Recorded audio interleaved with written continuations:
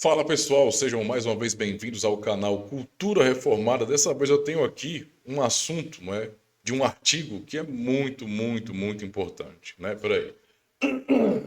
Agora tá melhor.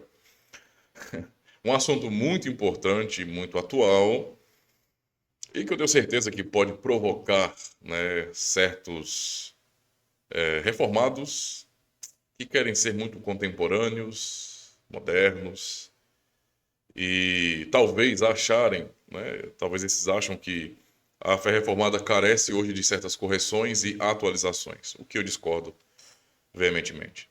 Mas é o assunto a respeito de pentecostal reformado. Eu já estou rindo, né? Porque você já sabe muito bem o que eu penso sobre isso. Já falei diversas vezes, né, sobre esse assunto, não expondo de maneira objetiva, mas apenas deixando claro que uma coisa é uma coisa e outra coisa é outra coisa. Mas, sem enrolação, vamos aí acompanhar um artigo do reverendo Scott Clark. Muito bom, um artigo muito bom mesmo, tá? Sem mais enrolação, bora pro vídeo.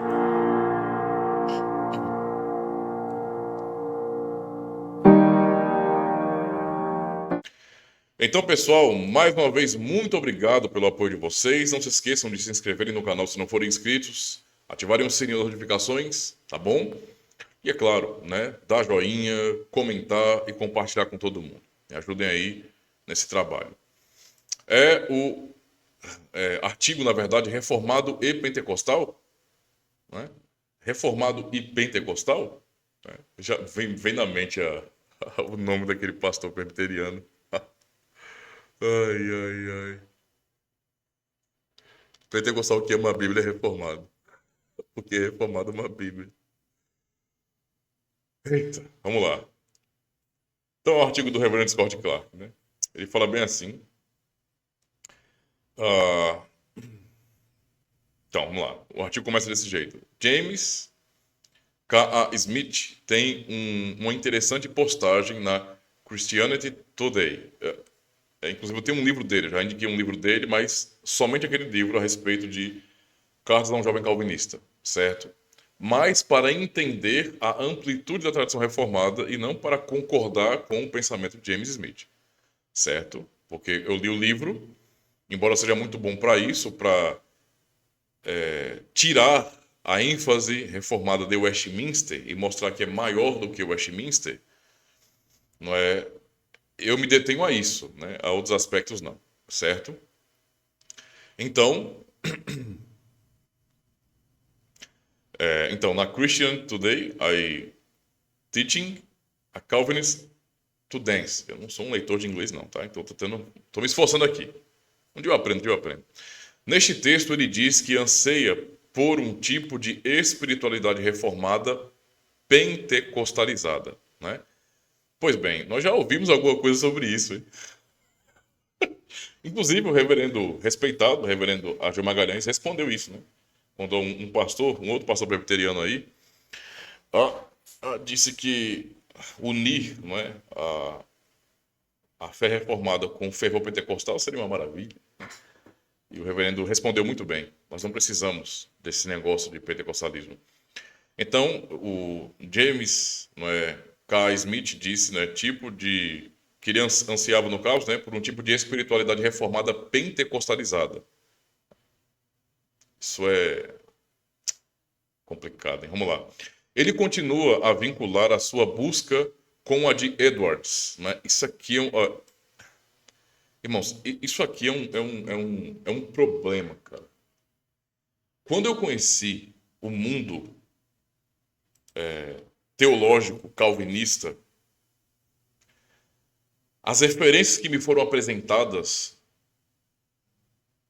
não foram ruins, entende? Mas não foram nada ortodoxas. Por exemplo, ah, claro, eu não estou citando aqui, mas John Piper, homem de Deus, né? Mas não é ortodoxo na sua doutrina. Geral, eu digo, né? Pode ser no que diz respeito à doutrina da graça, mas para mim é só. Paul Washer, grande homem de Deus, grande pregador também, assim como John Piper, mas é um batista e a nossa convergência delimita-se nas doutrinas da graça. E nem sei, porque Paul Washer é muito. Ele é um ótimo pregador, um pregador que confronta realmente, faz um trabalho excepcional de evangelização, mas ele parece ficar no lado, não é? Do lado daquele time, né? De pessoas que, esse negócio de calvinismo e arminianismo, isso não importa. Isso para mim diz muito sobre ele, tá? Muito, muito, muito. Mas vamos lá. Isso não me dá o direito de descredibilizá-lo porque eu sei que ele é um homem de Deus. Esse é o pequeno segredo sujo. Aliás, me perdoe. Eu pulei aqui. Então, vamos lá. Ele continua a vincular a sua busca com a de Edwards. Então, aí vem um problema. Eu já ouvi da boca de muitas pessoas, não é? Ah, quando falavam, né, sobre, de pastores, de pregadores, quando falavam sobre os grandes homens de Deus do passado, né? Tanto sobre Calvino como os puritanos e se resume a isso, né? Dá um salto: Calvino, puritanismo, Jonathan Edwards, ou Charles Spurgeon, Jonathan Edwards, uh, Jonathan Edwards, Charles Spurgeon, né? Então fica isso: Calvino, Spurgeon, Edwards e pronto, e puritanos, né? Uh, então Edwards e Spurgeon. Quando falam desses homens, né, David Brainerd, tem gente que se empolga, experiências, avivamentos, e essas pessoas acabam caindo nesse erro, tá? De enfatizar relatos, né, de biógrafos do que aconteceu no tempo desses homens. Eu, eu tenho um problema com isso muito sério. Porque isso leva as pessoas, influencia as pessoas a valorizarem demais experiências desses homens do que os escritos desses homens, que de fato foi o seu legado para nós. O legado de Calvino, dos demais reformadores, tá? Dos próprios puritanos, né, reformados lá ingleses, também dos governantes escoceses, reformados também. O legado deles, para mim, é a teologia. Não é o relato de experiência que tiveram. Entendeu? Toda vez que eu ouço algo assim, eu não consigo perceber outra coisa senão teologia de mercado. É simplesmente isso, alguém querendo se encaixar no mercado. Isso chama a atenção das pessoas. Então, tipo assim, eu não estou preocupado, né? Eu não estou impressionado, entendeu? Com a descrição da reação das pessoas no sermão Pecadores nas mãos de um Deus irado. Isso não me chama atenção, entendeu? E para muitas pessoas isso é uma coisa incrível, né? Eu já vi gente tentando imitar, né? Tentando causar a mesma reação, né? Mas que foi descrita ali por alguém. Mas vamos lá. Eu acho isso uma coisa tão besta, mas tudo bem. É assim, irmãos. O negócio é Bíblia. O negócio eu senti. Foi tão forte.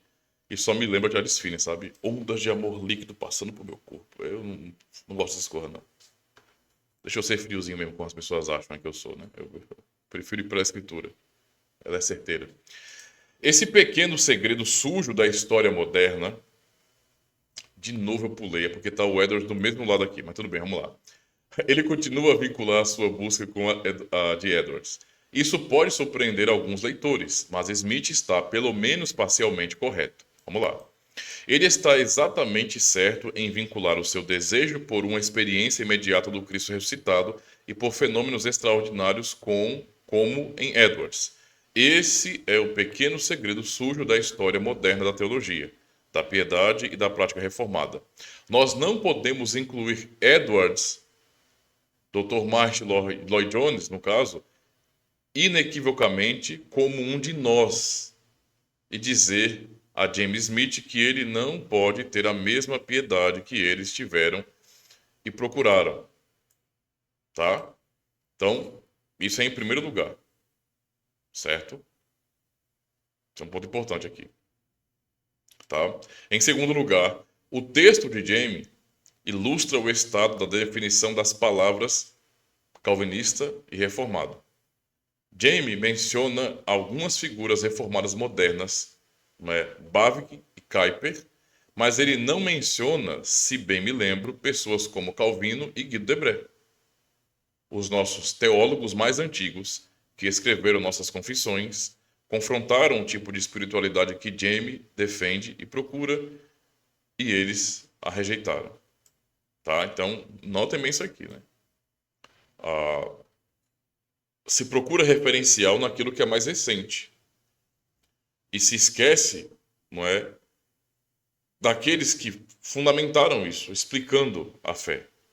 Então você tem Calvino, por exemplo, e Guido de Brès, na tradição reformada continental, como sendo os nossos teólogos mais antigos. E que escreveram nossas confissões de fé. Tá? Não é bem conhecido agora, mas os anabatistas do século XVI eram proto-pentecostais. Tá?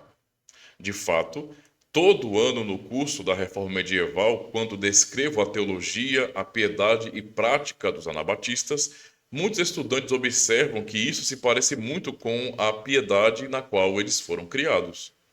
Olha só, não é? Não é isso mesmo? Basta estudar realmente, não é? Os movimentos anabatistas do século XVI para notar isso, não é? Muitos anabatistas radicais realmente acusavam as igrejas reformadas de prenderem Deus na Bíblia. O mesmo tipo de acusação dos papistas era dos anabatistas contra os reformados, certo?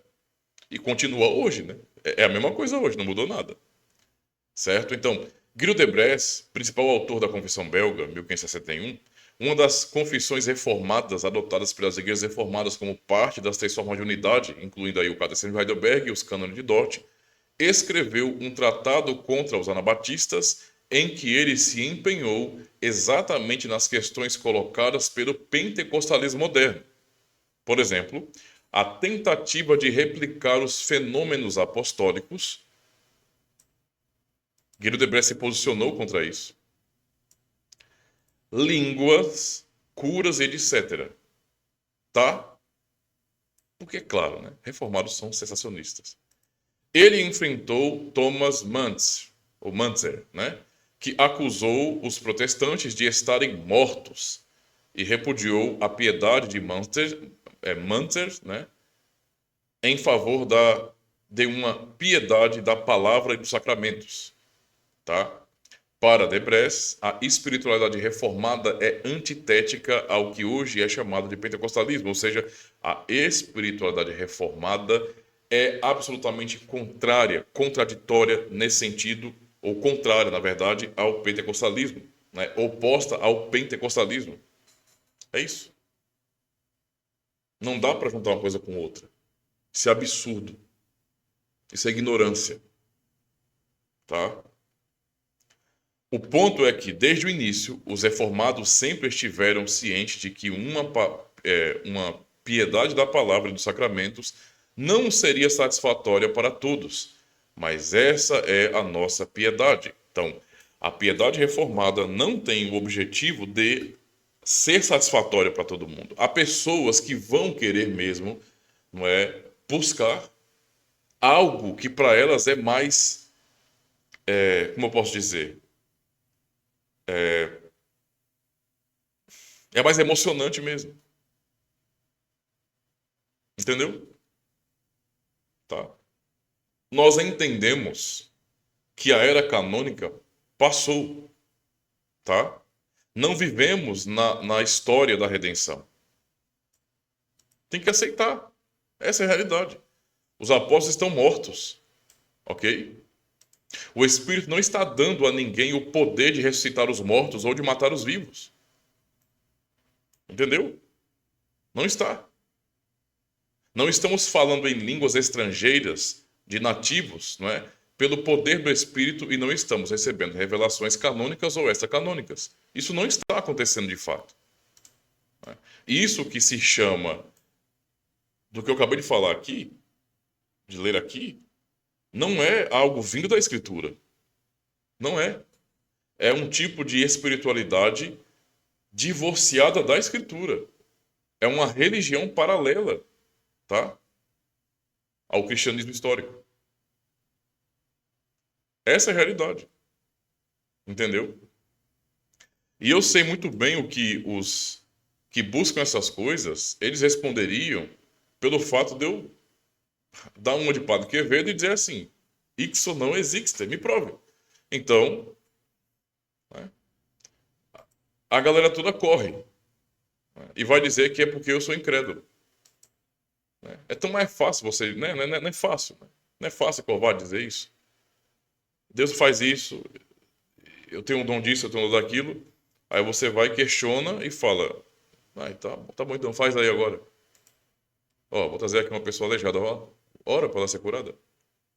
Agora, porque eu tenho certeza que se eu tivesse na época dos apóstolos e eu pedisse isso, não é? Tanto Cristo como seus apóstolos, eles orariam e a pessoa seria curada, como muitos foram lá. Mas aí, simplesmente, é mais fácil dizer, não, é porque você não crê. Buscar essas coisas é buscar o que Lutero chamou de uma teologia da glória. E é antitético à piedade reformada, é oposta à piedade reformada, ok? Eu percebo que isso nos faz parecer ortodoxos mortos para os reavivalistas e restauracionistas, mas eu posso viver com isso. Então, de fato, a nossa fala, enquanto reformados coerentes, né, e confessionais, de não ficar dando valor e exaltando e destacando experiências que pessoas possivelmente tenham vivenciado, eu não sei, né? A nossa atitude em abraçarmos a Escritura somente, não é, como a regra de fé e prática única, ok? A autoridade divina, total, absoluta, e as confissões de fé como explicação da mesma, sujeitas à Escritura, e a própria tradição reformada em si,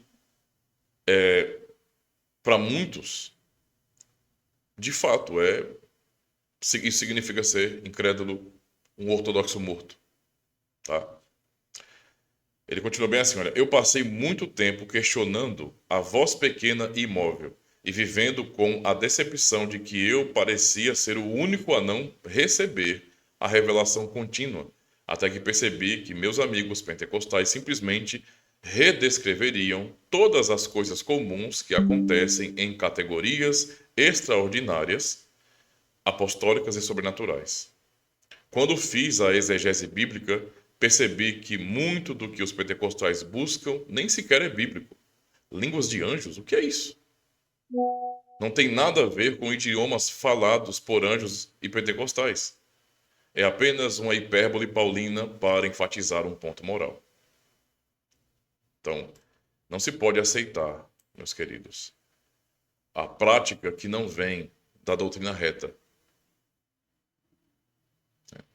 Mas olhe, pastor, o que está acontecendo. Eu estou vendo pessoas emitindo sons de suas bocas, sons diferentes que não são compreensíveis. Isso não é o dom de línguas que a Bíblia ensina, que é um dom de idiomas, na verdade. E, portanto, não deve ser validado, porque são pessoas que têm um testemunho de piedade. A piedade delas não vem da verdade. Então, não é válida de verdade. Terceiro, não há dúvida de que Deus poderia fazer o tipo de coisa que Jamie, não é, e a tradição predestinacionista reavivalista quer. A questão é se Deus prometeu fazê-lo ou se devemos esperar por isso. Aqui vou para Deuteronômio 29, 29. Eu vou para a teologia da cruz de Lutero. Eu vou para a piedade comum das três formas de unidade e os padrões de fé de Westminster. Nós vemos milagres regularmente. Então, vocês não acreditam em milagres. Nós não acreditamos em showzinho que as pessoas tentam forçar hoje. Não é? Porque nós, reformados, vemos milagres constantemente. Deus opera soberanamente através do evangelho pregado para tornar vivos os pecadores mortos, para dar-lhes a fé, para uni-los a Cristo. A cada domingo, dia do Senhor, não é? Ele confirma essa fé e fortalece essa união através do uso dos sacramentos. Isso é mistério, queridos. Esse é o poder do Espírito Santo. Não, eu não falei a língua Swahili no culto, mas eu ouvi o Evangelho e Deus, o Espírito, pairou sobre a congregação e os anjos estavam presentes. Isso é o suficiente para mim. Tudo isso é para dizer que eu entendo o que Jamie quer, mas que ele está errado. Você não pode colocar Calvino, né, João Calvino, no mesmo saco de Thomas Müntzer, Hans Hut, Denk ou a irmã Amy, Kane Reed ou qualquer um dos restauracionistas e continuistas, porque essas coisas são mutuamente exclusivas. Existe uma piedade reformada. Ela não carece de ser aumentada ou corrigida. Ela precisa ser experimentada. É simplesmente isso. Então, assim, artigo maravilhoso do Scott Clark. Muito bom mesmo. Amei esse artigo. Espero que possa gerar também reflexão em vocês, tá bom? É importante ver isso. Nós não podemos, como resposta a alguma crise que os reformados vivem hoje, as igrejas reformadas, buscar uma opção de fora. Não é coerente que tentemos, nesse sentido, preencher lacunas, problemas que nós temos, buscando algo heterodoxo. Algo que, mas tem funcionado para a maioria. Nós não somos pragmáticos, somos reformados, confessionais. Então, existe sim uma piedade reformada. O problema é que muitos não estão vivenciando essa piedade. Ela tem que ser experimentada de verdade. Como os nossos pais na fé vivenciaram. Tá? Vivenciaram. Então, pensemos sobre isso. Tá bom? Muito obrigado, meus irmãos. Deus abençoe e até o próximo vídeo. Então, muito obrigado por ter assistido a mais um vídeo aqui no canal Cultura Reformada. Saiba que você pode ajudar ainda mais o canal Cultura Reformada de duas formas. A primeira delas é se inscrevendo, marcando o sininho, dando joinha nos vídeos que você assistir e deixando um comentário. Isso ajuda bastante no engajamento. E é claro, aquilo que pode fazer a grande diferença é você compartilhar o conteúdo do canal e recomendar nos seus grupos de WhatsApp, de Telegram, em suas redes sociais também, ou seja, espalhar o canal Cultura Reformada. E a segunda forma para você cooperar com o canal é se tornando um patrocinador. Se você tem julgado que o canal é relevante e tem, de fato, espalhado a fé reformada de maneira fiel e confessional, também se torne um patrocinador. Aqui abaixo você terá acesso ao QR Code para que você possa me ajudar a comprar mais livros, mais literatura, para enriquecer ainda mais o nosso conteúdo aqui no canal. Valeu, muito obrigado, aproveita e assiste mais um vídeo aí.